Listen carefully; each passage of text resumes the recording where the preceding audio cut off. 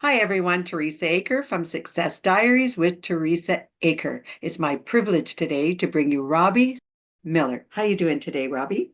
I'm doing great. How about you? I am wonderful. Thank you so much for asking. Robbie Spier Miller is a hypnotist and an expert in communication and human performance. Since 2006, she has helped thousands of people individually and in organizations large and small grow through challenges and achieve greater success. Thank you for joining us today. Let's start at the beginning. Robbie, where did it all get started and how did you become a hypnotist?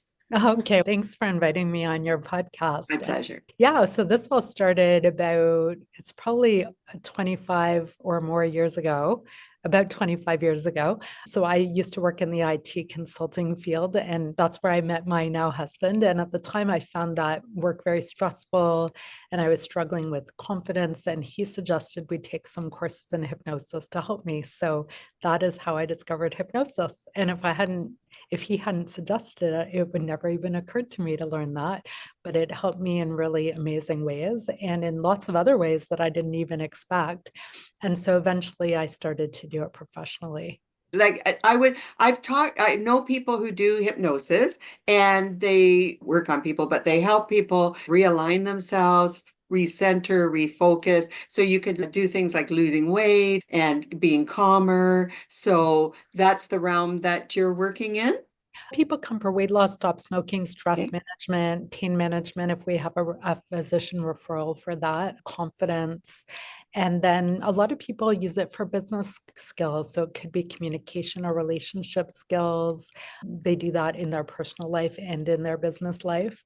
You can use a lot of communication strategies for things like sales or leadership. Sure. Communication, like public speaking. So there's a really wide range of things that we help people with. Oh, wonderful. Okay, so tell us let's say I'm coming to you, Robbie, and I want to know more about what you're doing, your program. Do you have a place that they come to, or do you do it online? What is your preference? Okay, we have a physical training space here in Burlington. So we have a big classroom and some other smaller rooms that we meet with people in smaller groups in. So sometimes businesses come to do team off sites here. We have large group trainings here. So we can meet here in person if people would like to come to Burlington. We can also meet on Zoom. So whatever works for people, we do. If it's possible to come in person, it's really nice to meet in person if we can. Some people live across the world or across Canada or they're taking care of loved ones or for whatever reason they can't be here. If you can be here, it's nice to meet in person.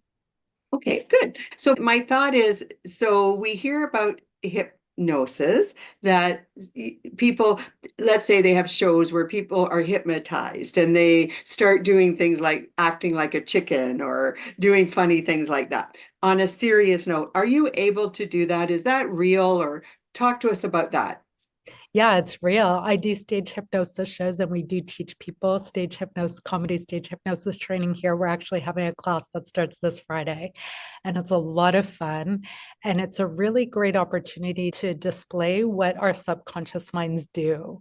So when people have those experiences and they do things they never thought they would do, it opens their mind to what we can do with our subconscious minds. So it's a really great opportunity to experience how our subconscious works. So when people see those shows, then they start to go, wow, if that's possible, maybe I can use hypnosis to lose weight or stop smoking. Or they're so relaxed on stage that they've never been that relaxed before. So they realize they can use this for stress management. So that really happens. That's interesting. Yeah. So that brings me to another point. So I've heard lots about the subconscious mind and the conscious mind. So thoughts come through the conscious mind, as I understand, and then they're in the subconscious mind. The subconscious mind doesn't really think, it just gets what it's fed. And the conscious mind is what's coming in through all our senses. Is that correct? Not exactly. So Okay, good. our conscious mind is like our rational mind that we're aware of. And Okay. our subconscious mind is like what's going on behind the scenes. And so when we have things come in through our senses, a lot of that is actually subconscious. I'm sure you've had the experience of being in a situation where you're paying attention to one thing and not others. Like, let's say you're buying a new car and all of a sudden you see the make and model of car you're wanting to buy everywhere. But before Yeah. that, you weren't noticing that. We call it selective awareness, because if we paid attention to everything, we couldn't handle it. It would be overstimulation. We'd be overwhelmed. So we have to selectively choose what we're paying attention to, and we'll do it based on keeping ourselves safe, and whatever we perceive will keep us safe. Or for people who are more about opportunity, they're going to focus on the things that are opportunities for them. So where the mind goes, the body follows kind of thing? It can be like that, or sometimes the body can go there first. That can happen too. Oh, so let me ask you, Robbie. So we hear a lot about books about if you imagine something and you visualize it and you really want it, the conscious mind, you're putting the information in, the subconscious mind picks it up, and then down the road you arrive there. Is that possible? Is that how it works or no? Yes, and you do have to pair it with real life action. So some people get really disappointed because they do their affirmations and they imagine what they want, but they don't actually do things in real life to get it. And then they become disappointed or cynical because it didn't happen. So we need to pair that visualize, we call it a visual goal model. Right? Right? You're imagining what you want. And if you do it when you're in hypnosis, it's more powerful. Your subconscious mind doesn't know the difference between fantasy and reality. So when you access your subconscious mind while you're doing this, you will believe it more. And so when we do that, and then we pair it with real life action going in that direction, that's where that becomes very powerful. So that answers a lot of questions because I do believe you have to take action. That I believe that 100%. You can't just sit on your couch and go, okay, I want brand new Ferrari, and it arrives in your driveway. I totally get that. But what I'm wondering is, so if we can visualize something and we take action towards that goal and we start taking those steps, is it our subconscious mind that says, okay, this is the next step you have to take? I would look at it more as sometimes the reason people want something and they might visualize it and they might even take some action, but they don't get it is because there's some other positive intention that their subconscious mind is trying to fulfill. So let's take the example of somebody who wants to lose weight and they know what to do. It's not a secret, but so many people really struggle with actually doing it. And they know what actions to take. They might even take some action. But if their subconscious mind doesn't believe it's safe to lose weight for some reason, then it's going to sabotage those actions somehow. Because your subconscious mind's primary role is to keep you alive and protect you from danger. So if there's any perception of danger, it's going to do something to make sure you're safe. But the beliefs your subconscious has about that aren't necessarily accurate. So they might have been formed at an earlier time. Sometimes people are in situations where they genuinely in danger, but they generalize it to other situations where they're not in danger anymore. So we need to update the subconscious mind's view on things so that the person's freed up to follow through with their goal. So you're thinking you can override it? It's not an override. It's looking at it. So let's take specific examples. We have lots of weight loss clients who lose weight, but they struggle to do it. And sometimes they are self-conscious about getting attention. And if they lose the weight and they look fabulous, all of a sudden they get tons of attention. It might be about how they look, or it might be romantic or whatever. And so some people have a fear of scrutiny, or they're afraid of that romantic attention for various reasons, right? Sometimes Oh, the issue, sometimes it's a concern about being loyal to their romantic partner. yeah, yeah. And so if that's at play, then they're going to find a way subconsciously to sabotage their efforts. So if you hypnotize someone, Robbie, you're able to help them through that process. Is that what you basically do? What we do is we help the subconscious mind realize that it can be safe to Okay. look great and be slim and fit and learn how to handle attention in a healthy way. So just because they have a fear of getting attention doesn't mean they need to keep it that way. I Right? like that. I do. So, Robbie, when somebody wanted to lose weight and they say to you, okay, I need to lose weight, you basically find what their blocks are and you're able to take them through hypnosis, give them a safer way to go ahead and go forward. Is that sort of it in a?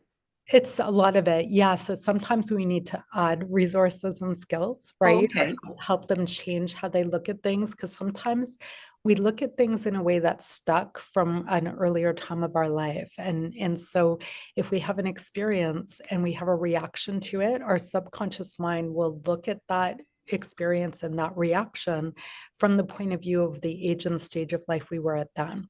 Oh, So take the example of a little kid. Maybe a little kid wants to please their parents, and in that little kid's mind, they need to keep those parents around to live, literally, which is right. true. And so let's say that child perceives that they need to please their parents, otherwise their parents won't stick around, or they don't think they're worthy unless they do things for other people. They're going to be obsessed with helping others and focusing on that. And that's a very common reason why people have trouble losing weight, because if they're really focused on other people all the time, they can't take care of themselves. Now, if so at this point, Robbie, if people want to reach out to you, because I think you certainly can help a lot of people, what's the best place to reach you, Robbie? So you can go to our website, which is hypnosistrainingcanada.com, or you can go to our handle on any social media, which is at Hypnosis Training Canada.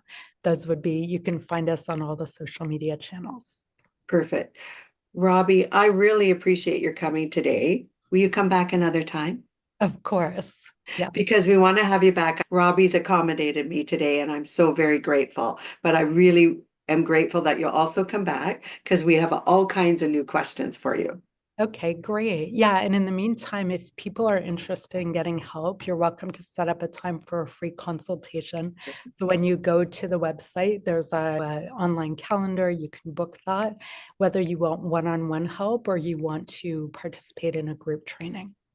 Perfect. And I'm going to have all your information here, Robbie, for everyone that wants to reach out. I'll make sure I have that. And then on her website, you can certainly get that consultation. That's very kind of you, Robbie, for everyone. So thank you, Robbie. For everyone else, this is Teresa Aker. Oh, Robbie, I wanted to ask you, do you have a YouTube channel? Just wondering. Yep, Yeah. Hypnosis Training Canada. Yes. Yep. Okay. So please subscribe to her channel, and wherever Robbie is on Facebook or LinkedIn, wherever her social media is, I will make sure it's here. But it just helps us bring this great programming and great guests back to you. And if you could subscribe to my program, I certainly appreciate that on YouTube here. So thank you so much. I hope you're all having a great day. This is Teresa Aker from Success Diaries with Teresa Aker. Have a great day, and I look forward to talking to you all very soon. Bye-bye now.